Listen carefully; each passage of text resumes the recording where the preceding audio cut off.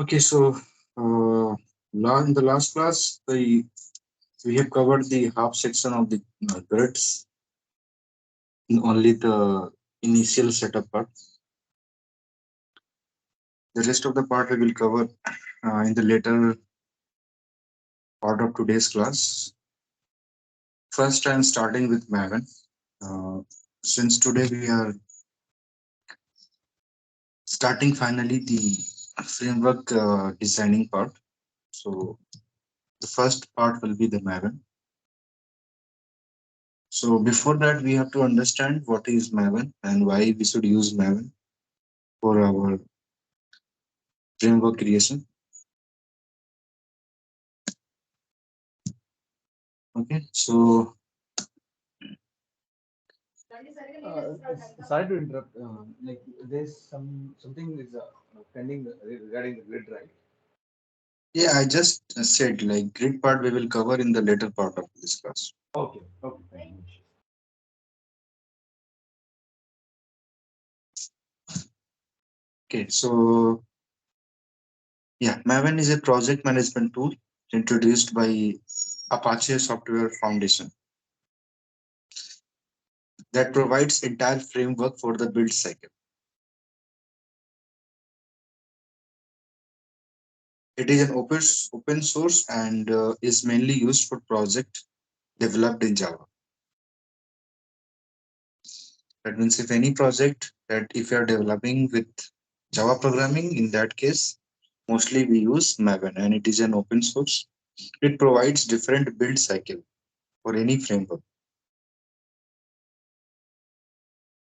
And it also provides a project management tool. There will be a structure and that structure you can use to create any kind of project, any kind of framework. If you are follow if in your project or in your company if you are using Maven as your Selenium automation framework, then the structure that you are using that will be same in other company in other project. That is why you will always find similarities like 70% 80% similarities. If you discuss with your colleague or your friend who is working in different company, if you ask him the structure, that structure you will find it is almost similar that you are using in your organization in your company, because this Maven project structure, the structure that it provides, it remains common. It is not going to change for different projects. Only you can do the customization. That customization part will be different, but the structure will be totally same.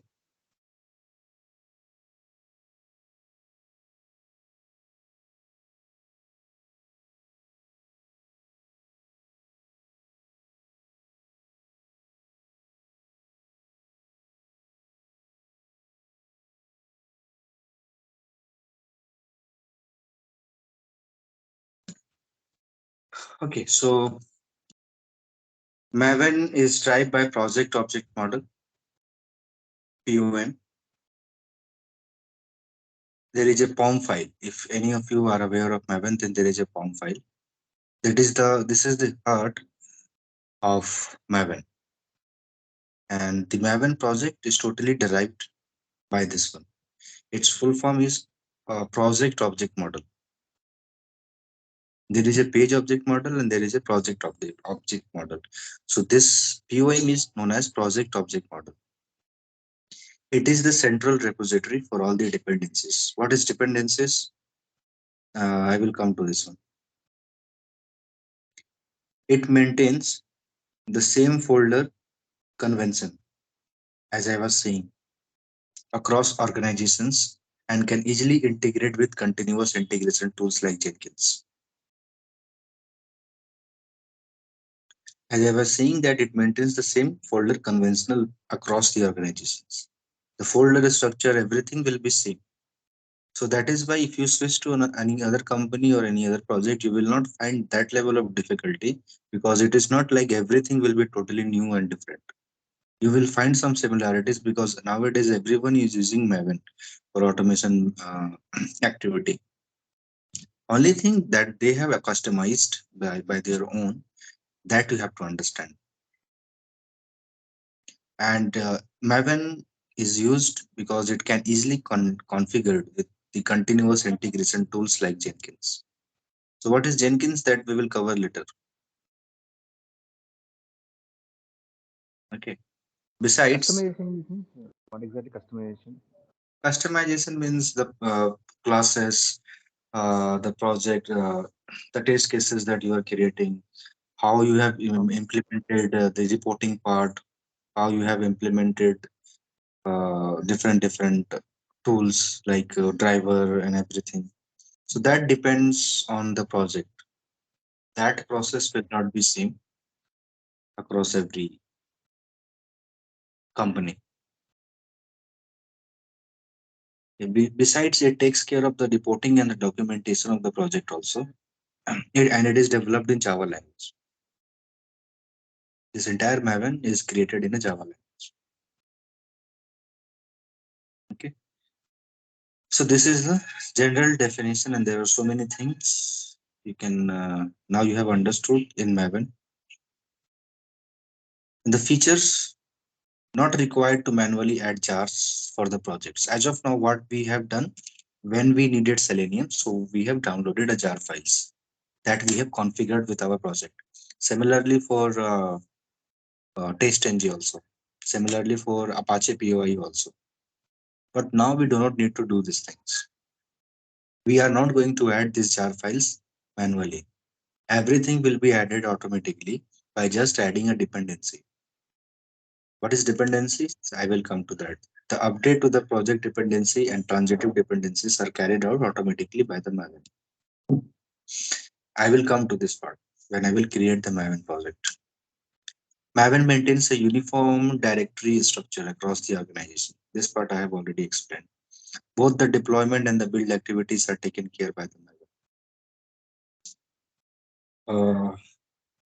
You know the DevOps team, the environment operational team. They also use Maven because Maven makes all the tasks automatic. They just have to schedule everything. They just have to set up the timing, and everything is taken care. Deployment activity, building activity, everything you can achieve with the help of Maven. So that is a different part. This is not required as a tester. Even developers also use Maven. So Maven is not only for testing. It is anyone, any technology or any technical team can use Maven. Maven is very simple and easy to grasp. It is to set up and utilize the project, and it is driven by POM file. Rapid expanding repository of Maven contains large number of libraries that can be used for multiple projects at a time.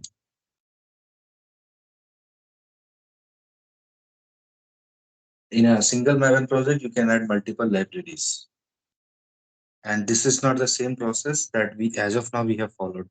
Process will be totally different, and it is very easy. Okay. So these are some features, and there are some build cycles, Maven build cycles. First is the prepare resources, resource copying. Resource copy, it can be customized in this phase. Like when you start creating the Maven project, then it prepares some resources, it adds some resources. Those are some internal things that are required if you create a Maven project, and if some of the activity is happening automatically, like adding the dependencies and all the things are getting downloaded. So these, it requires lots of resource files. So those are required by Maven to perform the further activities that we can achieve with the help of Maven. Those are the internal parts. So those resource preparing and the copying part it happens in this phase, and this phase starts when you create a Maven project in the Eclipse. Automatically this happens. Then next step is the validating the information. Validate if the project is correct and if all the necessary information is available. This also all the build cycles happens automatically. Here all the resources are getting downloaded, are getting added in the project. So there is a validation part also, like everything is correctly copied or downloaded. Is there anything which is missing that cannot means if something is missing and if still you are using Maven, then it may happen that your script is not working, some error is coming. So that validation part happens. There only you will get to know like something is wrong in the Maven that you have to correct, or again you have to create a new project. So this is the validation part. Next is the compilation part. Source code compilation is done in this phase. Okay. Source code means the code that you are the test cases, the test scripts that you create. So who does all the compilation part in the Maven project, right? Now this is not a Java where JVM will come into the picture, right? So when you are dealing with the Maven, so Maven itself has a compilation part, and Maven compiles each and everything. Then there is a testing phase. The test it tests the compiled source code suitable for the testing framework. The compiled source code after this phase, now the execution part comes. Once it is compiled, then your program can run. So that running part happens in this phase, in this cycle. Next is the packaging phase. When you when you add any dependencies, so how from these dependencies, the Maven is automatically adding all the jar files and libraries. So that part happens in the packaging level cycle. Whenever I will just show you, whenever I will add a dependency, automatically all the jar files related to that dependencies will be added by the Maven automatically. So that happens in this cycle, packaging phase. Next is the installation. This phase installs the package in local or remote Maven repository. There is a three types of repository that I will explain just after this. Next is the deployment phase. It copies the final package to the remote repository. Okay. So now what is local, what is remote repository? That we have to understand. Before that, project object model, POM file. This is the, as I said, like this is the heart of the Maven. Maven is nothing without this file because every information is available in this file only.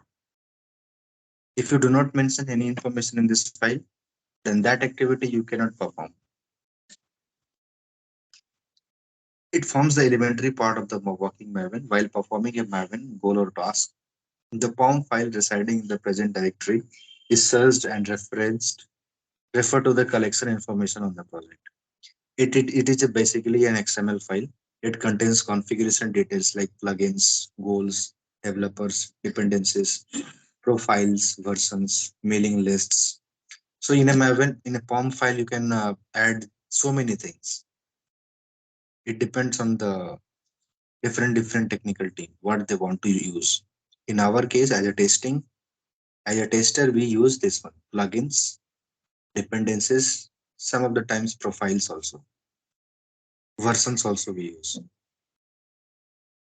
Okay, most important one is this one dependencies and plugins. This two is must.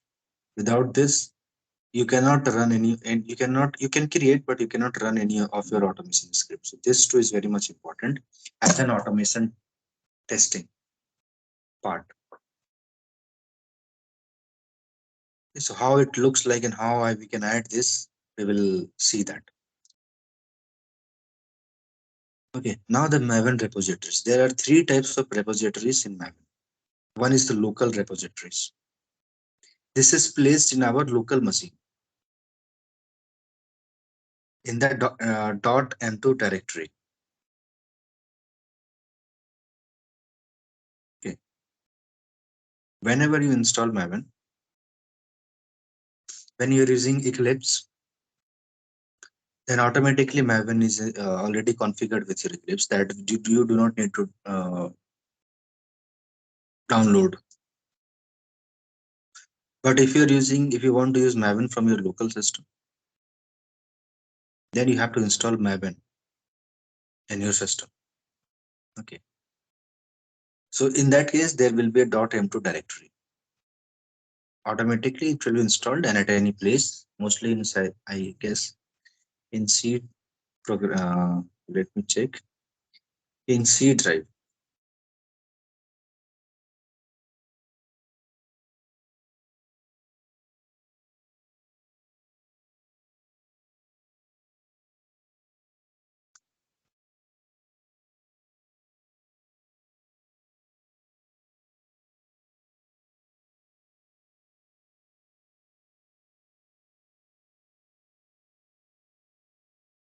Okay, I do not remember the location correctly, but somewhere in the C drive, it gets installed.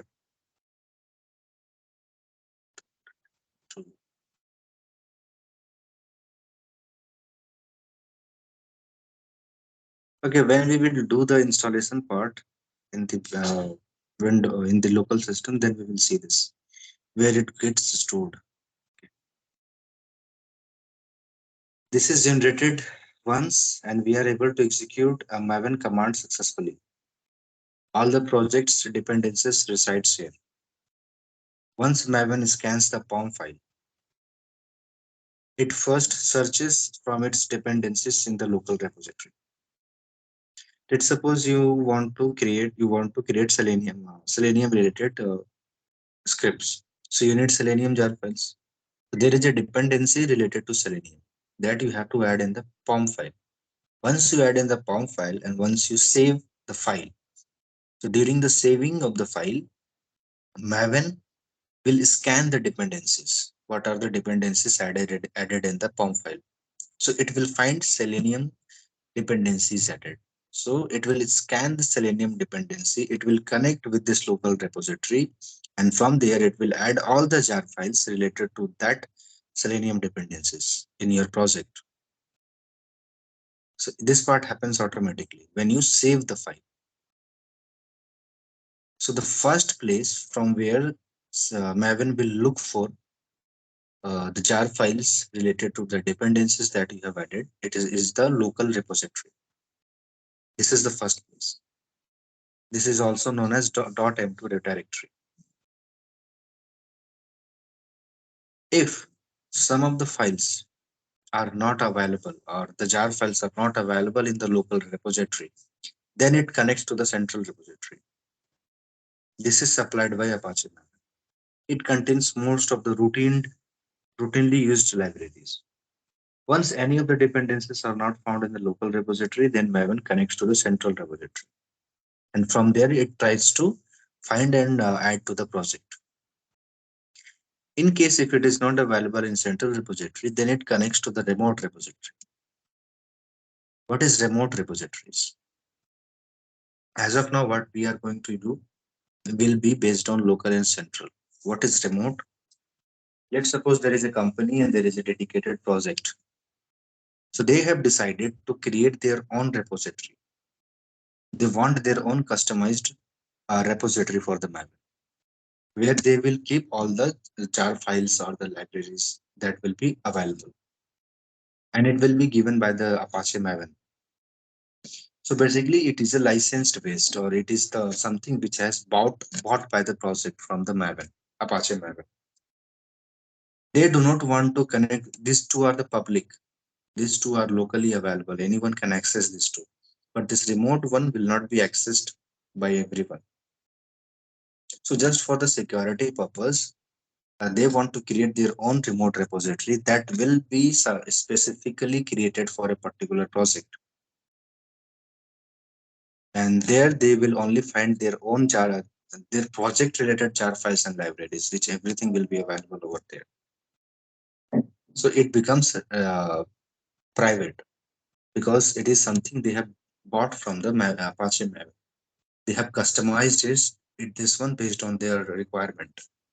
So that is the remote repository. Sometimes companies develop their own custom repository comprising of their project artifacts, jar files, and libraries.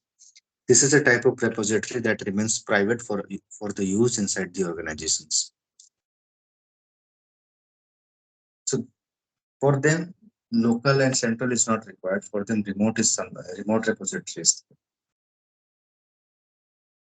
So it depends on the organization or the company. They can also use remote repository. But in our case, we will be using local and central.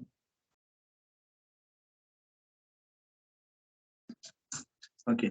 So these are the three types of repositories are there in Maven. Most is the important one is a local because here everything is available. 90%, 90 to 95% of things we can achieve from the local repository. Some of the things it can go to the central and it tries to fetch from there. And remote one is totally different. It is a customized repository, which is totally customized by a specific project, and it will be private for a particular organization. Only that organization, that project can use it.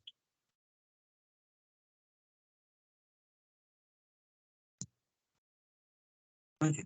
So these are the theoretical part of Maven. Now you have understood something about Maven, why it is required. Now you have understood the important thing is the POM file. So let's see all these things practically in Eclipse.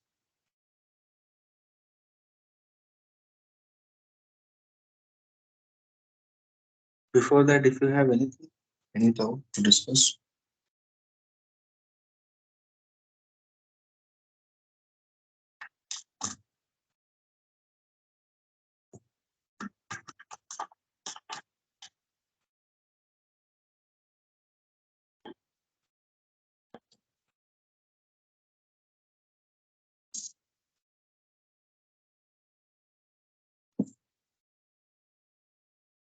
Uniform directory structure in the sense, what exactly?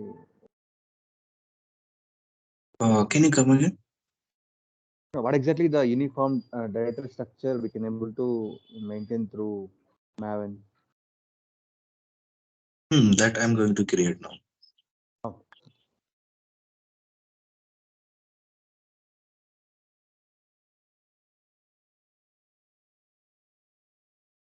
so usually deployment will be happened to Jenkins, right? So the same thing can be achieved through Maven also.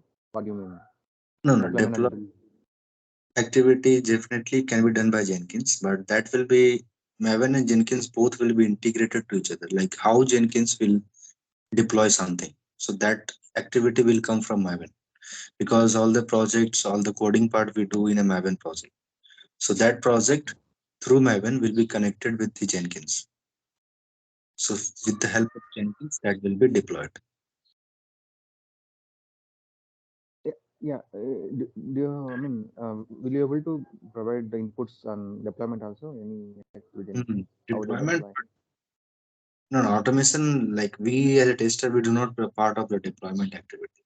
So I do not But have any. one of my friend, no, is working for automation. He is deploying by himself from dev region to QA region. So, That depends on the project. Like if a small, it is a project. Basically, if it is a product-based company, then every there you have to do everything. But there is some yeah, it's organizations where product. a dedicated team for each and every activity. So I haven't done deployment. I was not a part of any deployment activity in my project. Okay. Yeah. So I haven't any knowledge of that. But yes, it is nowadays it is a trend. Like they expect everything from you. You only do everything. So that is why this if you're thinking about switching in any project, especially in a product based company, they are definitely giving you very high 100% 200% hike. But be prepared, like they are going to expect everything from you from the first day. They act like you know Yes. everything, you can do anything. This Yeah. is their expectation And nowadays. So actually, he has yes, trained in Java, but he yeah, went to C sharp. Basically, he's working on a C sharp in product-based yeah. company. He has to do deployment. He has to do coding and everything. He has to debug the thing. Everything you have to do. And it is not like there will be more team members. Do not expect this because they are giving you 200% hike. That means you have to do everything. No one will be there to support. Only 10 Okay. 20% support initially for 1 week, 2 week you will get, but after that everything you have to do. So That's true. He's alone. He will yeah, contribute. yeah, I know it happens. So many people have told me like this is the situation right now. People Oh, see the hike 200%, 16 lakh package, 20 lakh package, but they do not know what is going to happen internally when they join. oh, okay. Okay, so I'm not uh, demoralizing all of you. Just thing is that you have just get the knowledge each and everything. Be expert in every area. Then only, because if you are confident from yourself, then you can definitely switch and you can manage it. It is not like people are not managing. It is happening. But before that, you have to be very confident. You should have knowledge of each and everything. Because what happens when you switch, and if you are not able to manage, then in 2 or 3 months they will ask you to leave. Or nowadays it is also happening after switching to the company. Different projects from the company they will call you. They will take your interview. If you are not getting selected by any of the project, then within 3 months HR will ask you to leave. This is also happening nowadays. It is not like they have given you the joining letter, hike details, everything. Now you are a part of that company. It is not. It is still. It is not confirmed. Now the project level interview will happen in the company. If any project selects you, then that is good. If not, then there is again a problem. So there is a everything has a two sides. So this is the negative side of this thing, this trend which is going on right now in the IT industry.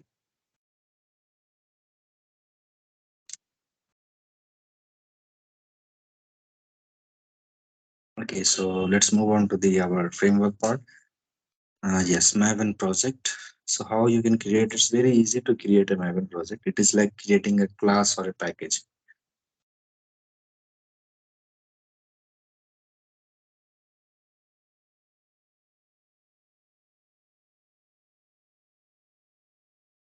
So from file, click on this file, go to new, and there you will find a project section. Click on this.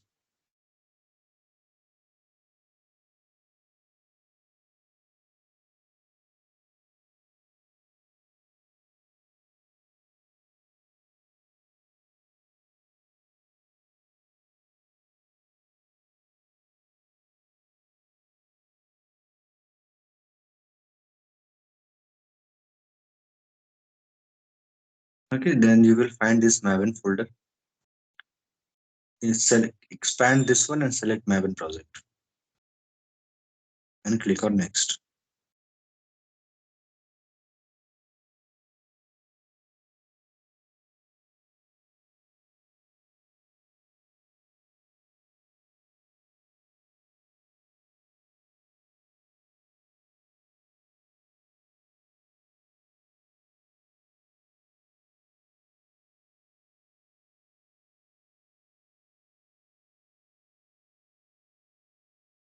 Okay, now again click on next.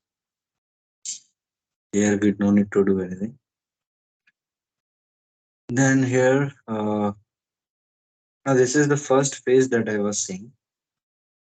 This one, the prepare resources part.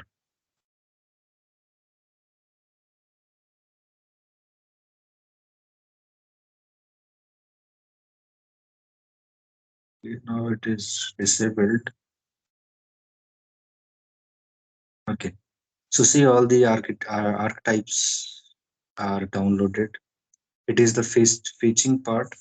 This is the prepare resources cycle. So current means just now it takes some time. Generally, it doesn't happen immediately. It downloads everything, and then click on once it is done. Then simply click on next. Now it will add all the archetypes, whatever has been fetched. Okay. Now this is the validation part also, you can see. It will add, it will validate everything. It will ask you to enter an artifact ID. Artifact or group ID is the name of your project that you want to create. What will be the name of your framework? So basically, we give the name of the framework based on the application which we are using, which we are going to automate, or as a generic. If there are multiple applications in a project, and all the applications we are going to automate with the help of the single framework, then we can simply give a generic name of the framework. So name is a conventional thing that is decided by the project what they want to give. Okay. So what should we give?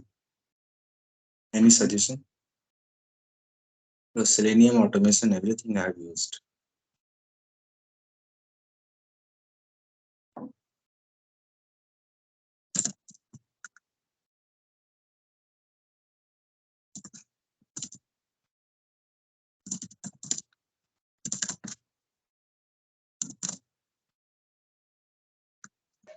10 September, I think. Oh, sorry. 10 September.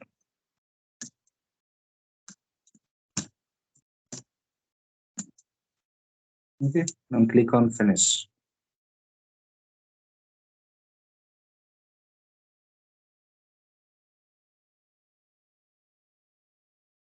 Also, I would suggest everyone start focusing on the framework part from now, today's onward. Like whatever I'm doing now, you also do the same thing.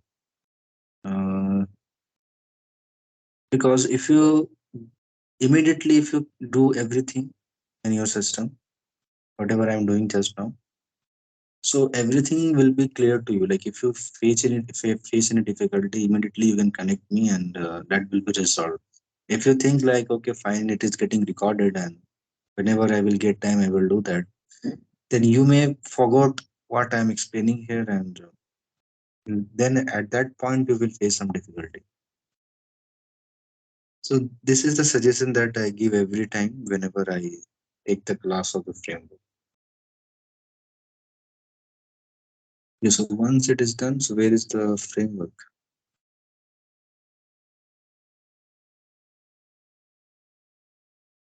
Still it is creating. Now today it is taking time.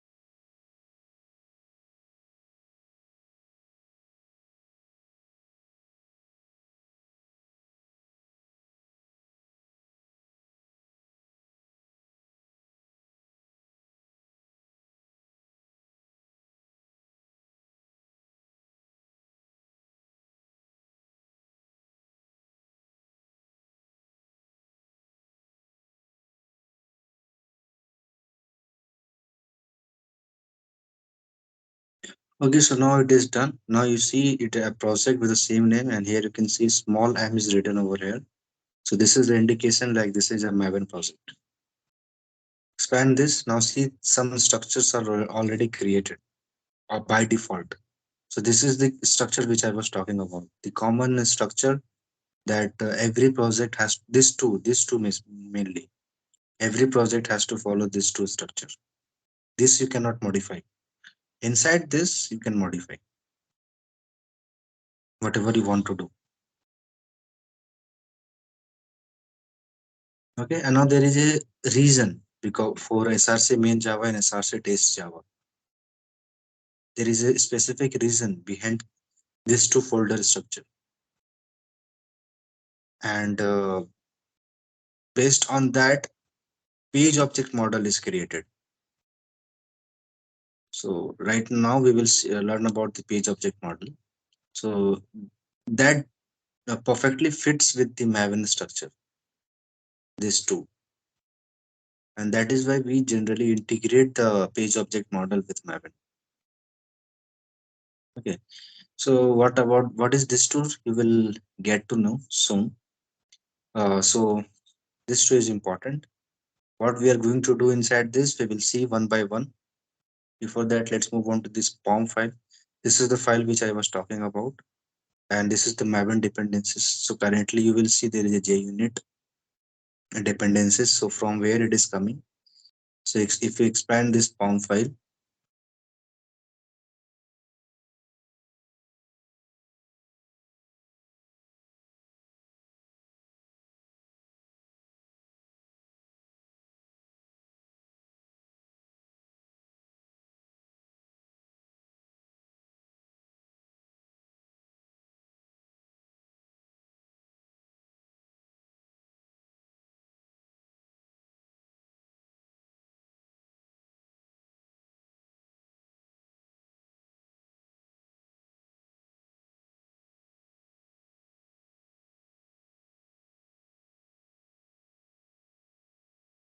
okay. So once you open this, this structure you will see there is a dependency section where one dependency is already added.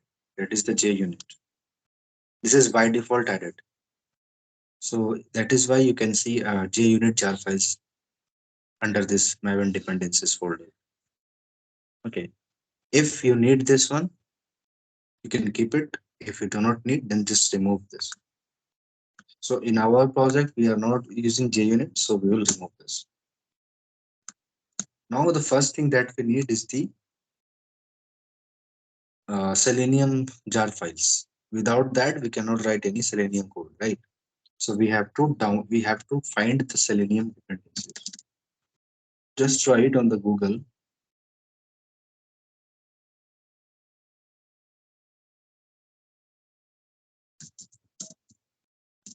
Selenium dependency for Maven.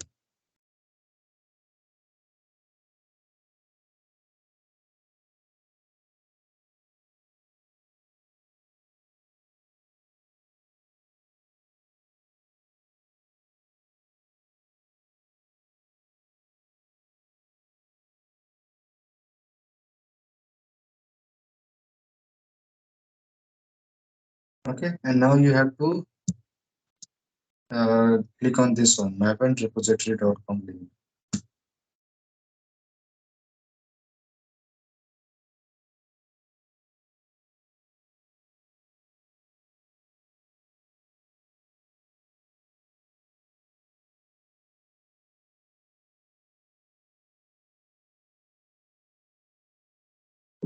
Here you will see different versions of Selenium. Latest one is 4.6. Okay, and what is the repository? See the central repository.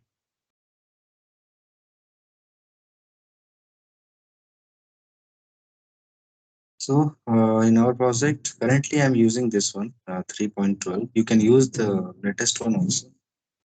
That is not a problem.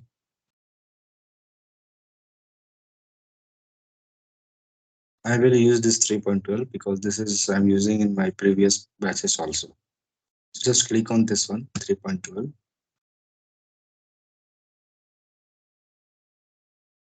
Now this page will come here. You will see the dependency. This one.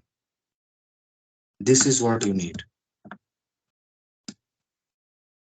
This one you have to just copy and you have to paste it.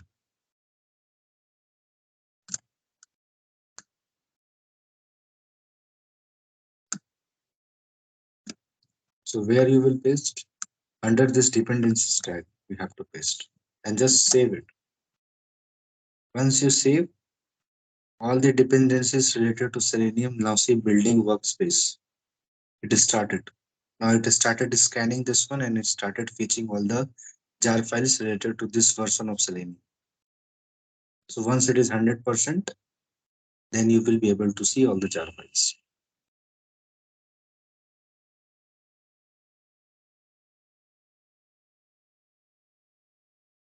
Now expand this Maven dependency and see all the Selenium jar files are added. Okay, so this is what we have done previously or manually. We have downloaded, then we have configured. And what here we have done, we have simply copied, pasted, and everything is done by the Maven. We haven't done anything. Right. So in the same way, you can also search the dependency for testing. Here simply write testng and search. So testng will come. Click on this, and there are different versions of testng. Any one you can click on any version, and similarly you will see the dependency. Just copy and paste it over there. Where? So just after this one. I guess in the same way, whatever the jar files and libraries you need, all you can all the dependencies you can mention here and save it. So all the jar files and everything will be downloaded by the Maven. So this is the first setup part that we have to do. Okay.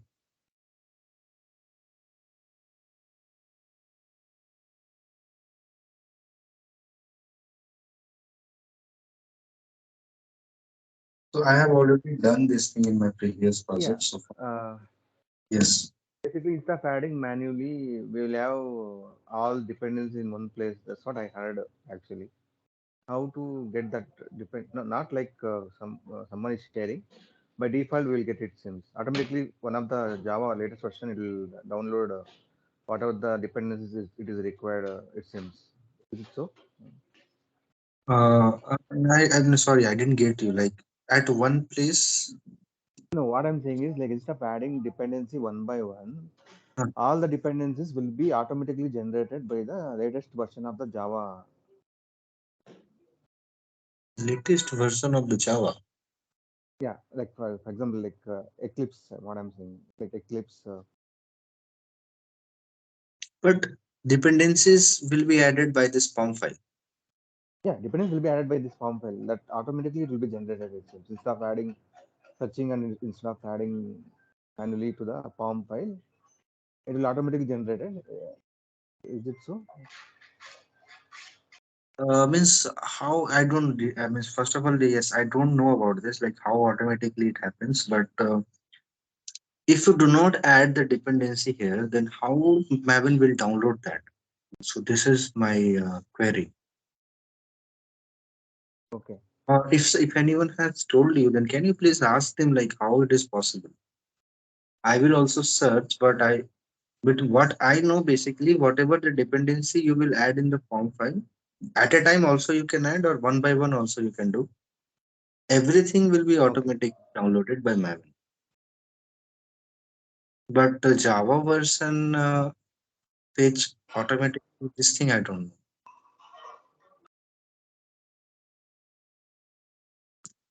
Okay, so here in my project I have already added all the dependencies. So here I will copy everything and I will use the same in my latest project also.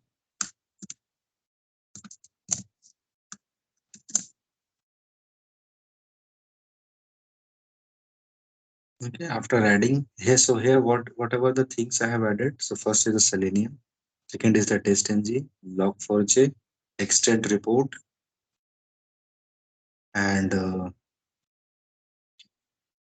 POI jar files, Apache POI for Excel reading and writing. For this, you need multiple dependencies. So all the dependencies I have added over here: one, two, three, four, five. Five dependencies you need. So all the dependencies I have added over here. Okay. So I will provide you all this. Let me provide now only. So you can also use this one. Just copy paste and create a project.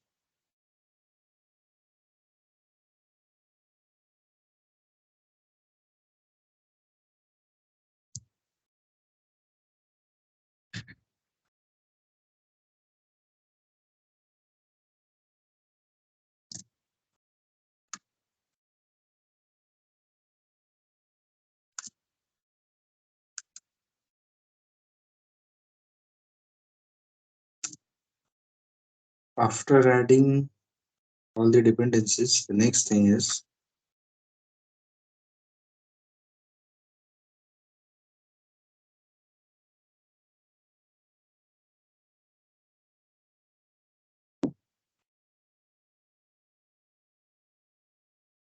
the plugin.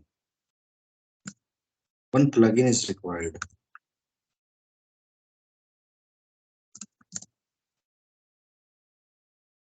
Okay, so what is this plugin?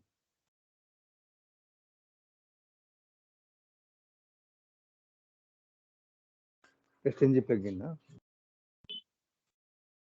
No, this is the Surefire plugin for running your automation. It has a very it has actually so many features.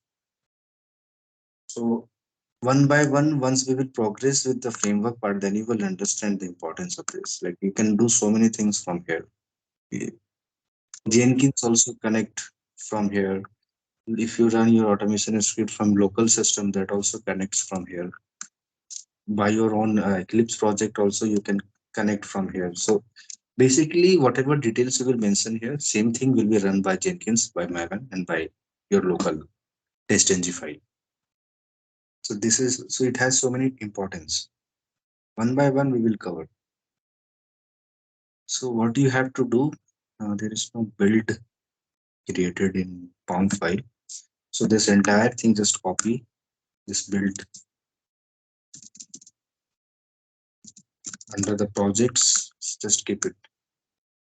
So if you open the Maven, so after this dependencies tag, just add this. This is a Surefire plugin. This is required for running your automation script. Which automation script you want to run, that will be decided whenever you will run this. Like when you will run from Maven level, when you will run from Jenkins level, then which automation script will be going to run, that will be decided from here. Whatever the XML file you will mention, that XML file will be run. So what is the XML file? The test.ng XML file. So currently we will go ahead with the test.ng XML file. Slowly we will move on to the Maven and then lastly Jenkins. So one by one we will cover. So this part I will come later, but this is required.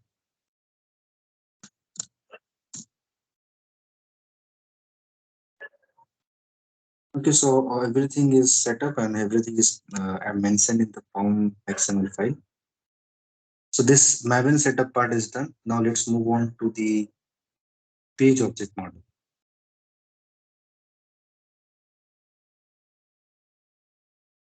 The automation script, as of now, what we have done, identifying the web elements, performing any actions on the web element, like click, send keys, type, not type, drop down, everything. We have done everything in a single program file, in a single class. Okay. But this is not the correct process of writing our automation script. So what is the correct process? That for that we will follow this page object model concept. Either you are using Jenkins, sorry, either you are using Cucumber or you are using page object model. If your framework is based on Cucumber, then uh, that will be there. But if your framework is not part of Cucumber, then you have to follow this page object model concept. Okay, so what is page object model? This is not a POM file. POM is project object model, and this is page object model. This is basically a model that you can integrate, that you can create in a Maven project. Okay, so first of all, let's understand this with help of an example. Suppose we need to automate the Facebook application. Okay, it has a login page. Now focus on this one: login page, home page, profile page, notification page, and messages. Friend request notification page. So one, two, three, four, five. Friend request notification five. One second, 5 or 6. Friend request notification page. Okay, six. One, two, three, four, five, and six. 6 pages are there on the Facebook application. And now we are all aware of about these pages. We are using Facebook, so we are aware of this. Okay, so in order to automate these pages, first thing that we have to do is to log in to the application. Okay, this is the first activity we have to do. Once we will able to log into the Facebook, then only we can do anything. Then only we can reach out to these pages. So if we start writing a script of any of the pages, so the first 3 lines of code will be common, that is entering username, password, and login button, clicking on the login button. Then only you will be logged into the Facebook. So for all the pages, this three is the common activity. Every time you have to do. Okay. So it means among all the above pages, login page plays a crucial role. Suppose UI, user interface of the login page has changed, and whatever the XPath, property value pair you have used to locate the fields are not able to locate them now due to the UI change of the page. So what do you have to do? Now again, you need to locate these fields, and according to that, you have to change the XPath for all these three web elements. So you have written an automation script for all the 6 pages. So 6 automation script you have written, and in all the 6 pages, this login username, password, and login button part you have written in all the 6 pages. And now the UI of the page is changed. So XPath also changed. So all the 3 XPaths you have to change. Where? In all the 6 pages, in all the 6 automation scripts. So how many changes you have to do? 6 into 3, 18 changes you have to do in your 6 automation script, right? So in our case, number of pages is 6. So 6 time modification you have to do at the 3 different places. That means total 80. But suppose you are working on a real-time project where number of pages are 50. And if these 3 fields you have to change, so how many times you have to do the changes? Same thing, 150 times you have to do. So definitely it's a tedious work, and it is not making maintainability and reusability of the code, right?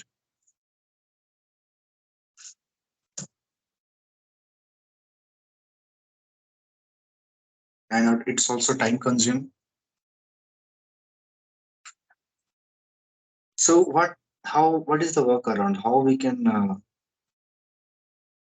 remove all this? Like we do not need to this part. We do not need to do the same modification every time. Like these 3 modifications we have to do for 50 pages. So we need to look for a workaround where we will just do these changes one time And these changes will be applicable to all the 50 pages by just one time change. Whatever we have to change, we will do only one time, and that will be reflected in all the pages, across all the pages that we have created for our automation script, for our automation framework. The better approach is to create a separate class file which will locate the web elements. That means there will be a class file where only XPaths will be available. In a more standard way, fields on the web pages are called web elements. We can then use this class using those elements in our script for respective pages. So here what we have to do, we will create a class. Let's suppose there is a login functionality. So login page on an application. So for login page, we will create a one class where we will keep the XPaths of username, password, and login button. And we will create one more class where we will write this one, driver dot element we have already found. So we will simply use the element and we will then write dot send keys and we will enter the username. Then driver dot password that we have already located in a different class dot send keys, we will enter password. Similarly, driver dot login button dot click. So there will be a separate class where we will perform the testing, and there will be a separate class where we will keep the XPaths, where we will only locate the elements. So in that case, what will happen? There will be a login page where XPaths are available, and that web elements we are using across all the 50 pages. So we just need to change the XPath in the login class file one time, and that changes will be reflected in all the 50 pages. So only three times we have to do the changes. Three web elements we have to change only.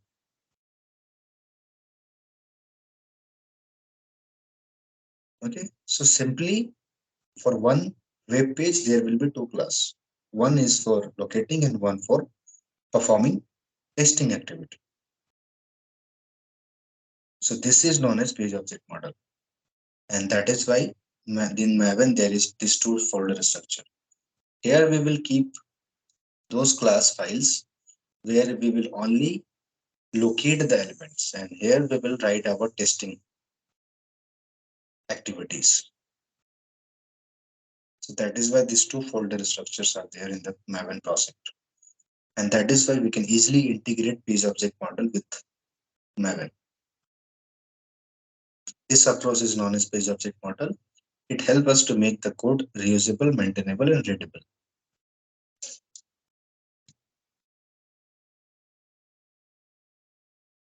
Any confusion? Whatever I have explained.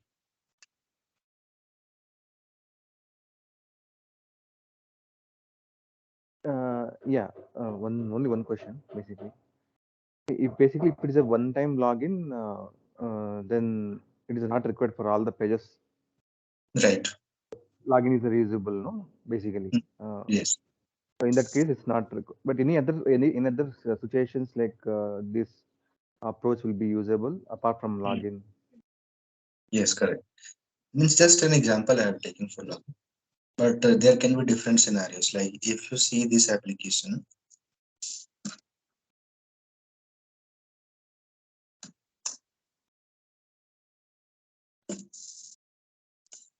so there is a two section. One is the customer section,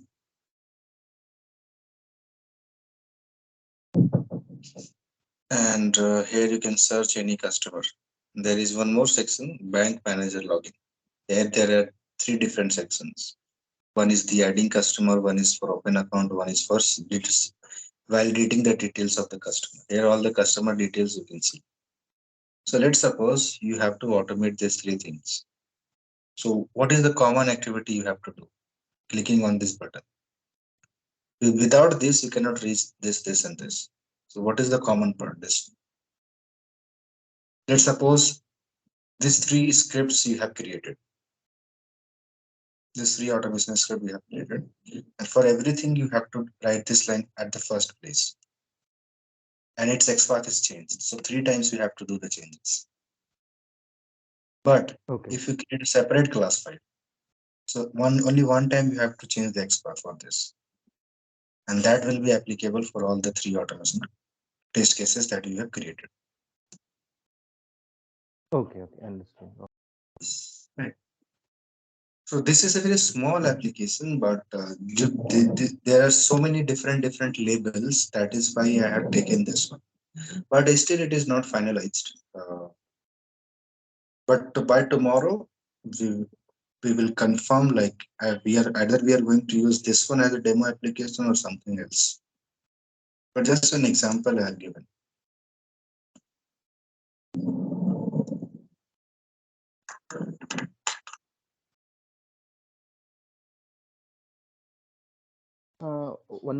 One question. Basically, like we have another approach called page factory, no?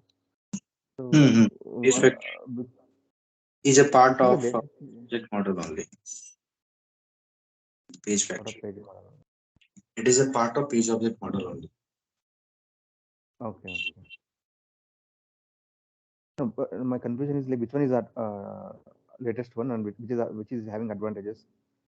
No, Which no, one no. it will overcome? Page of factory is a part of this page object model that you have just now understood. So there is a one class where you have to locate all the web elements, right? So that Okay, locating part will be done by this page factory. So page okay, factory is nothing but a part of page object model for locating the elements, for initializing the elements. All thing as of now we have done driver.find elements by.xpath, right? So now we are not going to follow this approach. We will follow page factory approach, which is provided by page object model for locating and for initializing the. There is a two part. First is the locating, and second one is the initializing. Initializing. So these two will achieve with the help of page factory. So these two are so not different. without using this page factory elements, also we can design page update model, no? Yes, you can do. Okay, but what is the advantage of page factory over page update model is the interview question they're asking. What is the advantage? Differences between page object model and page factory. Uh, Okay. So first of all, a page factory. Okay, let me cover this part. Then we will move on okay, to the page factory. Okay. yeah, thank So you. as of now, what we have understood, there should be a separate class file for each of the web pages. If there are five web pages, so five classes for locating the web elements, and there will be five separate classes for writing the test cases. Okay, so if there are five pages, so 10 classes we are creating, five for locating and five for writing the test cases. Everything we will see practically. Okay, so now there are some advantages of page object model. It makes the code reusable, maintainable, and readable. It helps to create separate object repository where you can locate all the web elements. It separates the operations and the flows in the application from the verifications. There is one more thing in page object model that you have to understand. So this is the one. The operations and the flow.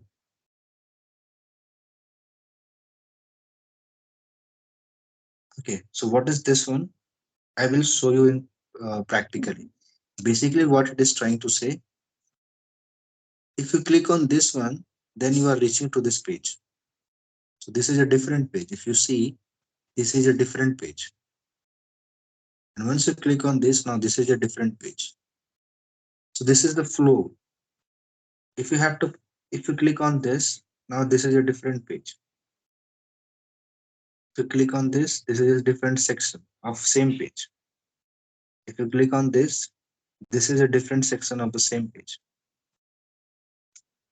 So this is the flow of from one page to another page. So how you will maintain this flow, how you will capture this flow in your automation script, right? So this part we will see practically when we will write the automation script, because as of now, theoretically it is not possible to understand. Now the piece factory, it is a it is a class in Selenium that is used as an extension of page object model design pattern. You cannot, if you want, you cannot use this one, but it is an extension and it has some advantage. Like it is used to initialize the page element without using find element or find elements. Like you do not need to write find elements. What find elements basically do, it initializes the web elements.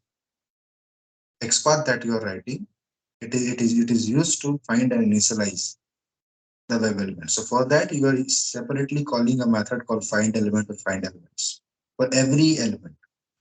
But if you are using page factory, then in that case, you do not need to call this find element or find elements. You just have to give the XPath. So, and automatically this initialization part and the locating part. First, the locating part. Second is the initialization part. Both will be taken care automatically by the page factory class. So this is the one advantage of using page factory, where you do not need to use any of these two methods separately every time, because in a single page there can be multiple web elements. Every time calling find element is a repetitive thing. So in page factory model, what happens? We do not need to use this. We just need to provide the XPath and locating part and the initialization part automatically taken care by the page factory classes. So how it happens, we will see mostly in tomorrow's class. Okay, so that is why we use page object, page factory models. There is a method called init element. This is basically used to initialize all the web elements. Here, find element one by one, locating and initializing a single element. But in page factory models, what happen? We write XPath of all the elements, and automatically this method, we have to specify this method, and this method init elements. This initializes all the web elements that we have located with the help of XPath at a one time, just at a one time. If there are 100 XPaths, so 100 XPaths will be initialized to its respective web element by just this single init elements method. But this find element, it will initialize only one web element whose XPath we have provided. So if there are 100 XPaths, 100 web elements, 100 times find element you have to write, and one by one this will initialize the uh, XPath to its respective web element. So instead of doing one by one, we can do it at a time. When it is called, all the elements of the current class gets initialized. Who will call this, how it will be called, we will see everything in next class. What exactly is initialization? Exact meaning? Sorry. Yeah. So initialization exact meaning I have already explained in core Java. There is a declaration part, there is an initialization part. Declaration means we are just declaring a variable, and initializing means we are initializing something to a variable. So same thing we do in Selenium also. XPath is the value, and when we write web element equal to, now you remember. So that is the initialization part. As of now, what we have done, we have simply written driver dot find element and we have performed all the activity because that is a simple script. But in framework, we do not do this thing. We first of all identify the element with the help of XPath, and we dedicately we give a variable. Let's suppose this example, add customer. So first we will locate this one, driver dot find element y dot XPath, and we will give the XPath for this. And this same we will initialize to a variable called web element add customer button. We will write at web element add customer button equal to driver dot find element by dot XPath. So driver dot find element by dot XPath is to locate the element and then initializing the element to a variable add customer button. So that is the initialization. So the same thing we can achieve in page factory model, page factory with the help of page factory classes by just calling this single method. So And basically here in page factory, when we write init elements, all the elements will be initialized to the web driver, right? web element. Sorry, web element. Yeah. Yes. Okay, so those who are totally new, I know there will be some confusion because everything is imaginary right of as of now. Nothing is practical. Tomorrow everything will be practical. You can see everything, whatever I am saying right now. Okay. And at the right find by annotation is used to identify the web element. So there we use find element. Here we will use at the rate find by. Okay. And one more thing is there. Cache lookup. This annotation stores the web element on the web page on the cache memory. So whenever the element are used in the script, system will take it from the cache memory. Generally, the system tries to identify the element based on the mentioned locators, and then they can be used in the script. And so basically what happens generally whenever you write driver dot find element and you provide the XPath, so your driver will tries to identify the element based on the locators. So it will go to the web page, and in that web page, it will try to locate the XPath that you have given. So this is the process that we have as of now seen. But when if there is a concept of cache memory, cache lookup, so what happens? If first time any element is located, driver is located from the web page, that will be stored in this memory. Next time, if driver will find like same XPath driver already identified from the web page. So first it will connect with the cache memory. From there, it will fetch that one. So in that case, it will not go and connect with the web page, and there it will try to find because already it has found and it has stored in that particular memory. So if same thing again driver has to find, so it will not waste the time. It will simply connect with the memory, and from there it will take the expand. It will locate the element. So for that there is a separate annotation. So the first approach, definitely it slows down the execution speed, but with the use of this annotation, speed can be improved, right? But there is no more advantage of this because, but if anyhow the page got, if you refresh the page, then everything that is stored in this memory will be corrupted. And in that case, if we are using that one with the help of add the cache, if you're using this annotation, then for all the all those elements, you will receive this exception, stale element exception. So it is not advisable to use this. Only in a situation where you are confident your page will not be refreshed. Like any command you haven't written in your script, automation script, that will refresh the page. Only in that situation, you should use this one. Otherwise, you should avoid this.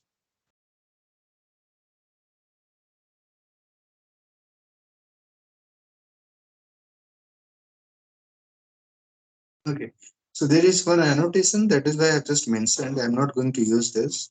Just mentioned because maybe if anyone can ask, then you should be aware of. You can explain them.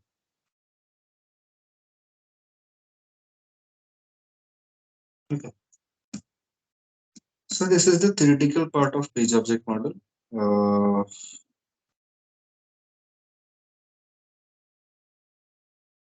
okay. So that's all from the theoretical part. From tomorrow, I will start with the scripting part. We will take any application as a demo application. Parallelly, we will create the framework also, and we will automate the scripting also. But mostly, we will learn about the creation part. Automation activity is not a different part. It's not a difficult part. You can locate any element, you can perform any activity, but creation is the important part. That is why we are here, and we have to understand that. So mostly, if I can use this one also. There are more. One page is this. This is the one. First of all, this is the first page. This is the second page, and this is the third page. In the third page, there are three different sections. So we can automate all this as of now by using the framework that we will create. Why I have taken this one? I have gone through so many demo application, but this one has so many layers.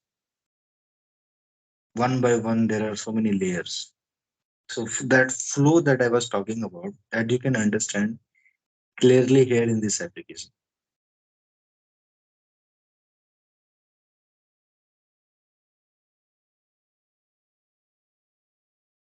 Okay, now the last part is the grid part. Okay.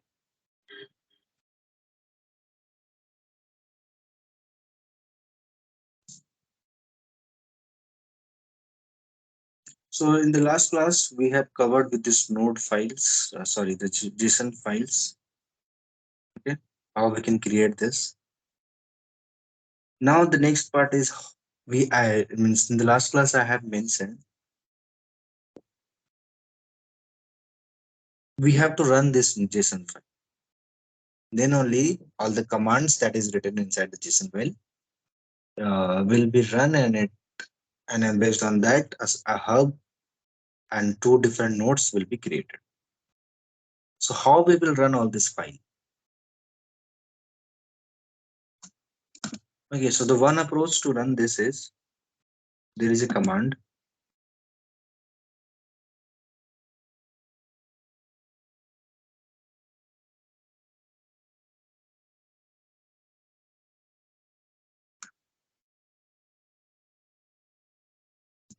This is the command Java hyphen Java space hyphen jar, and this is Selenium server standalone jar files. This is what you have downloaded.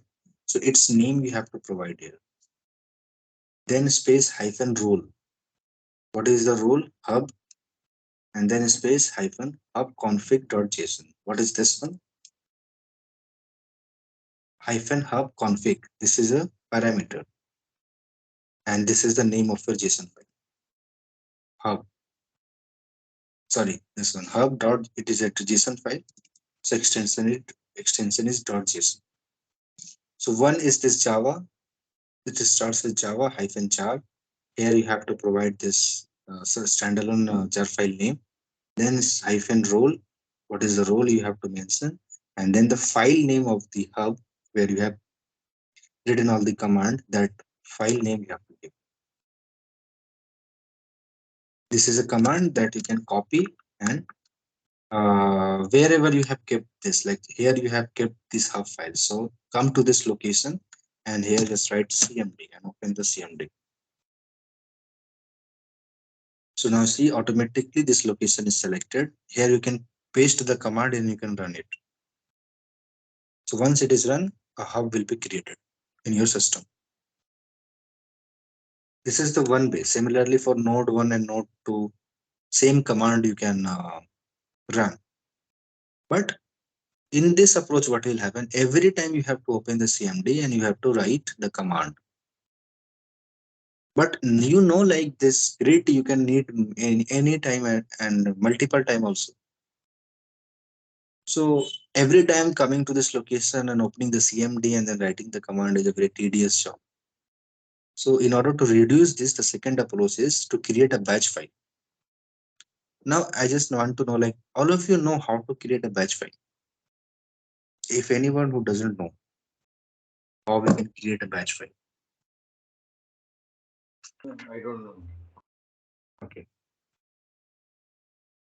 I also don't know. it's very simple. Just open a notepad.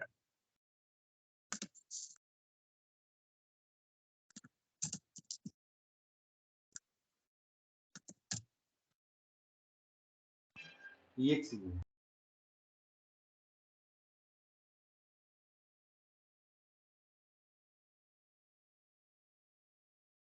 Paste the command that you want to run.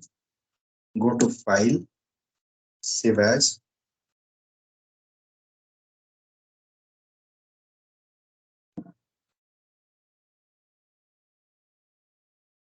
Here, select all files and just give the name like hub and dot bat. This you have to write name of the file and dot bat and just save it. Once you do, this batch file will be created. Window batch file. And now you just need to double click on this. Automatically, this command will be run. So now you no need to navigate to this location, open the CMD and then write this command. Just double click on the batch file and everything is done. So it has reduces some of the amount of repetitive work by creating a batch file. And always keep the batch file where all these resources we have kept. And from there only just try and run the batch file. Because it will try to fetch the location where all these files are available. So it's better to keep everything at one place. We will keep everything in our framework. Here just I'm explaining the concepts.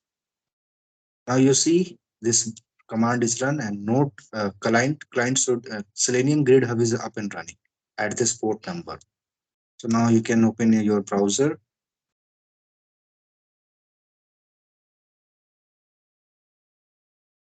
and just open this location, whatever the port number, just localhost and colon 4444. Just open this. Now you see Selenium grid. This is the version is up and running. So your system is now configured as a hub. If you open this one, this port number, this localhost and port number is this one. This is what I have opened. So at this port, a hub is created. Okay. Now no need to close this. Just keep it as it is open. Now go to the location again and create a node. Just double click on this. Okay. Before that, let's see what is the command. So it has also a command. It starts with Java, and here you have to specify the Chrome driver. Your script. If you want to run on a Chrome browser, then you need to provide the Chrome driver location. So for that, this is the variable -d webdriver dot chrome dot driver equal to and the Chrome driver file name. Here I have just written because this driver is available at the same location. That is why here I have just written the name. But if it is available at different place, so the location you have to provide entire location. So that is why I have said keep everything at the same location. So no, there will not be any confusion.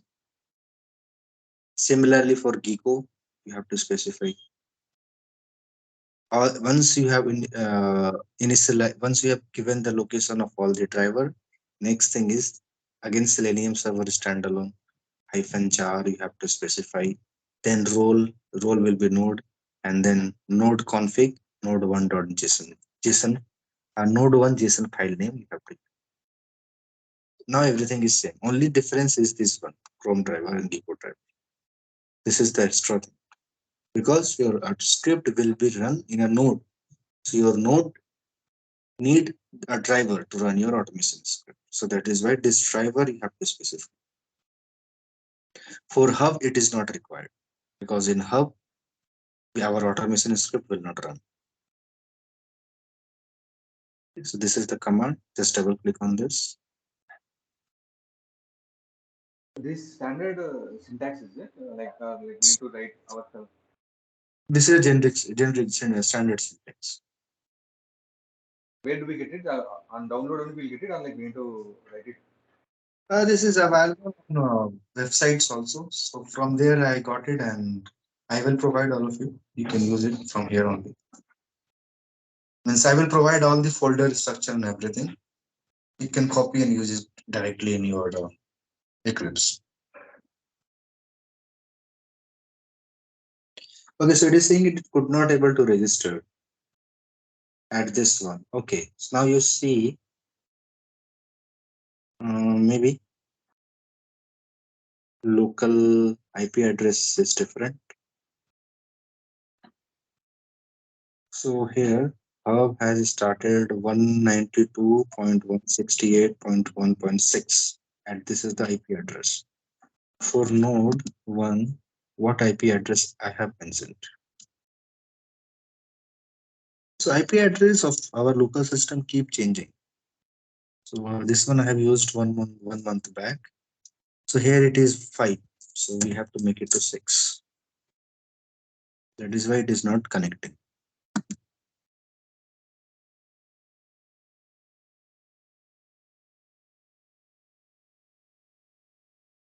Okay, here I have simply mentioned localhost. Let's see if this works or not. So if I now run the node 1. So now see node is registered and it is to the hub and ready to use. So now it is saying the node is registered with the hub. How you can verify this? There is a URL called this one, localhost colon this one hyphen grid hyphen console. If you open this, so see one node is already created. Where there is one Internet Explorer, 3 Firefox, and 5 Chrome browsers. One node is already created, and this is the place where you can check it. Okay. Now we will start one more node. That is the node 2.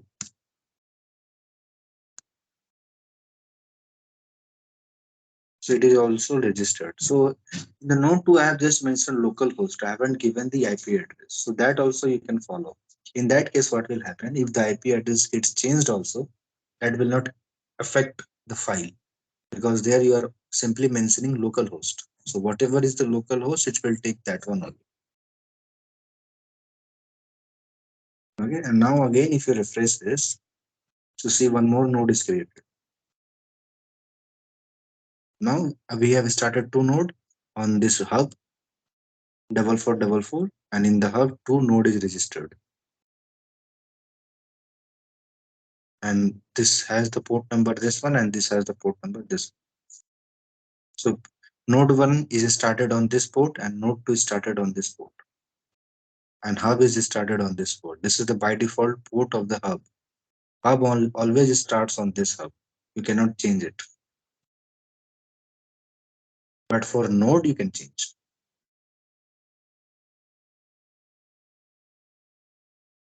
Okay. So two nodes is successfully configured. Once it is done, now you can write your simple script. Today I'm just writing a simple script. So today my intention is to let you know the concept. Properly, we will see this grid execution in our framework part, like where we will configure this node, sorry, this grid concept in our framework, and how when we will run the automation script. So how it will decide it has to run locally or it has to run in a grid mode. So how this will be decided. So that part we will cover in the framework chapter. Okay. So now after that, once this setup and everything is done, this then one code you have to write in your script. The first class is desired capabilities. This is an important one because grid runs in capabilities mode. Grid connects with a remote server. Whenever you run, here everything is configured on us on the same server, on the same machine, but this is not the case.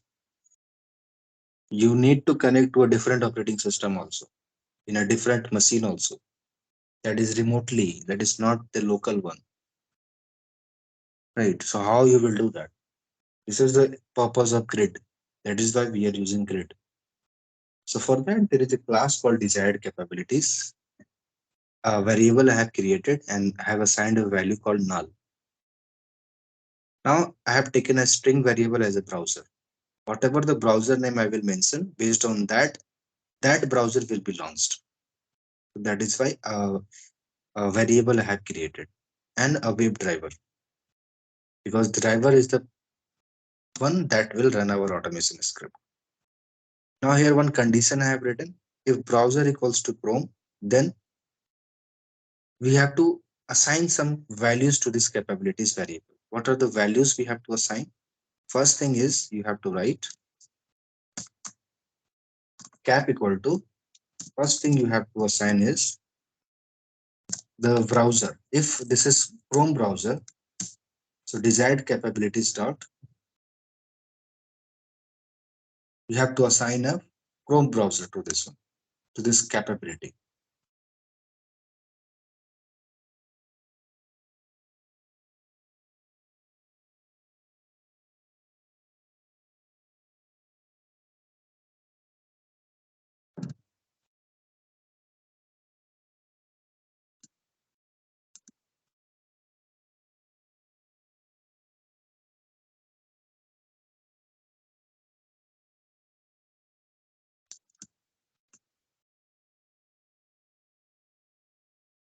Capabilities dot, if you write it, then Android, Chrome, Edge, Firefox, HTML unit, for different browsers, iPad, iPhone, Opera, Blink, Phantom JS, Safari, for all the different browsers whichever are available in the market, for everything there is an option.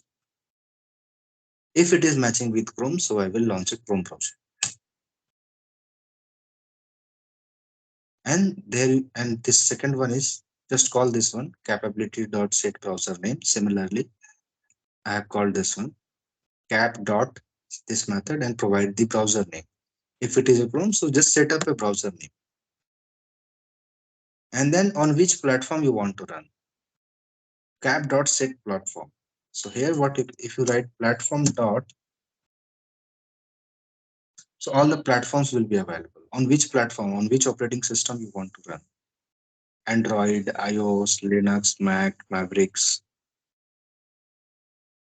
Since my one is the window 10, so I will select definitely window 10. So window for Windows, also there is an option. For XP also there is an option. Window 10 is there also. And if you're not sure, then simply mention any. If you mention any, then whatever is the operating system, it will take that one. Okay. So there's three things you have to set up to this desired capabilities variable. Why we have to set up, you will understand. Similarly, if it is a Firefox, else if I have written if it is Firefox, so Firefox browser, Firefox name and Windows. Okay, so currently I am using this two browser only. So these two details I have provided in this cap variable. Once this is done, now Driver equal to new. For in order to open the Chrome browser in local mode, we have written Chrome driver. Now here we will write remote web driver because now we are connecting remotely with the system. So here we will not create Chrome driver or Firefox driver. We will write remote web driver. Okay. And here we will provide the URL of the grid. Sorry, the hub. So what is the URL?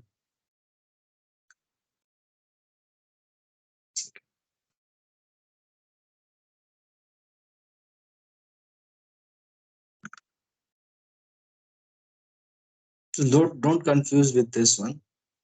Just focus on the concept.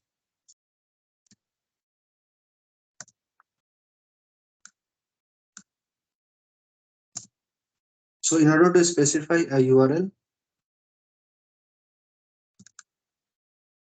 if you have to specify any URL, like when you create write this one driver equal to new remote web driver, it accepts two parameters. First parameter is the URL of the grid, URL of the hub, where the hub is currently launched. So if you have to specify any URL for file, you create a file object, right? If you have to specify any file locations, what you do, you create a file object. Similarly, in your Java program, if you have to if you have to specify any URL, you have to create an object of URL class, new URL, and here you have to specify the URL. So in the second parameter, it accepts the value of this one, whatever you have set.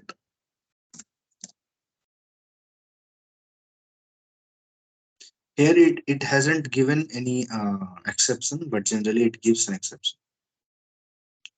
That is malformed URL exception. Since I have already created this one and I've already handled this, so that is why here you haven't seen any of this. Since it didn't ask you to either provide in a try catch block, see here I have already kept it under this try catch block. This is already handled, but for you it will give you an error. So just select try catch option. Automatically everything will be surrounded in try catch block.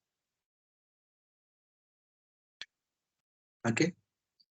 Now, once you run this automation script, whatever you have written, since here it is Chrome, so it Chrome browser will be set up, and this once it reaches to this line, it will create a driver object, and it will connect to this hub, and in the hub it will select any of the node. Like in currently on our hub, two nodes are selected, node 1 and node 2.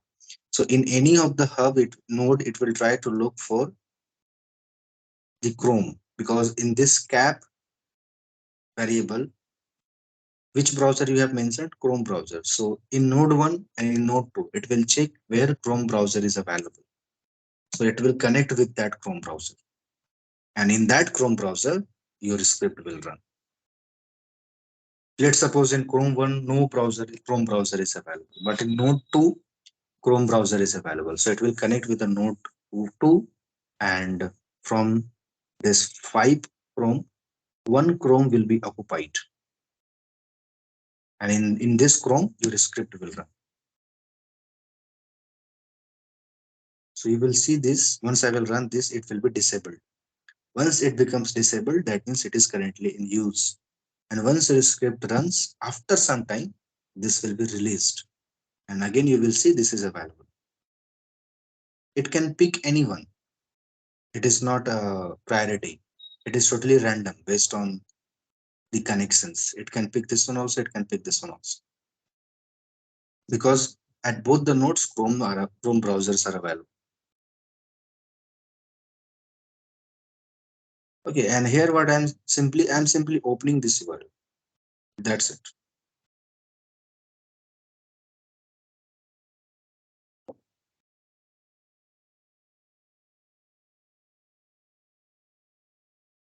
Okay, so let's run and see. So who will, when you will run, this is the setup part and this is the line where from where your browser will run. So which browser will run, that will be decided by this one, which has been selected. So this remote WebDriver will connect with the hub.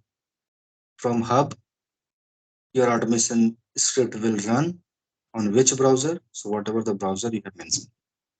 Where? In any of the node. Can you please explain why we are mentioning remote driver, web driver, please? Because now we are not running our automation script locally. Now we are running with the help of a grid that will connect with our that can connect with any remote machine also.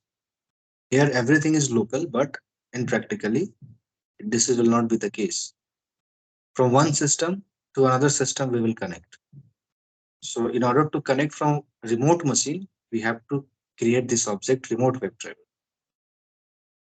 because Chrome driver will run the Chrome browser in our local system, but remote WebDriver will run the browser in the remote system.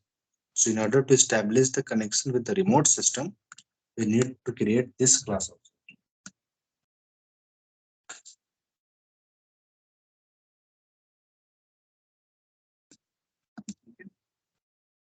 Now let's run and see if it is working or not.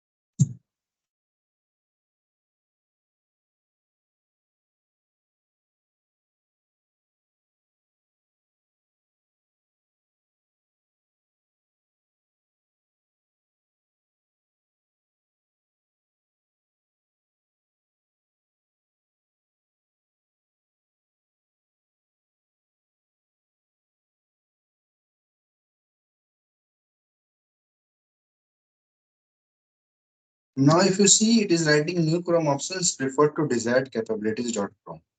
If this line comes, that means your now you are connected with the grid and your script will run in the grid. But if it is a local, then you know what happens. What details you see on this on the console screen. Now see, a browser is already open. Before that, if you refresh this,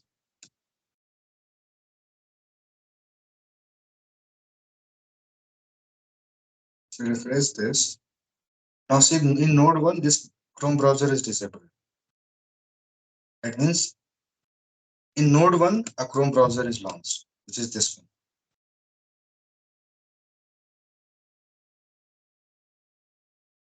So nothing I have written, everything is done.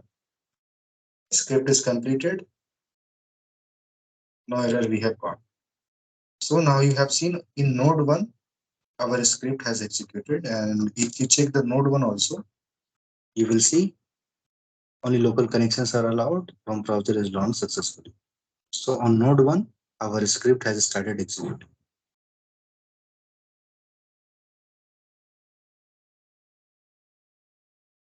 And in node 2, nothing has happened.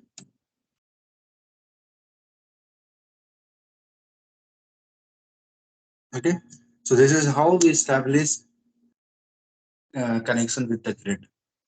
Everything is happened here on a single system.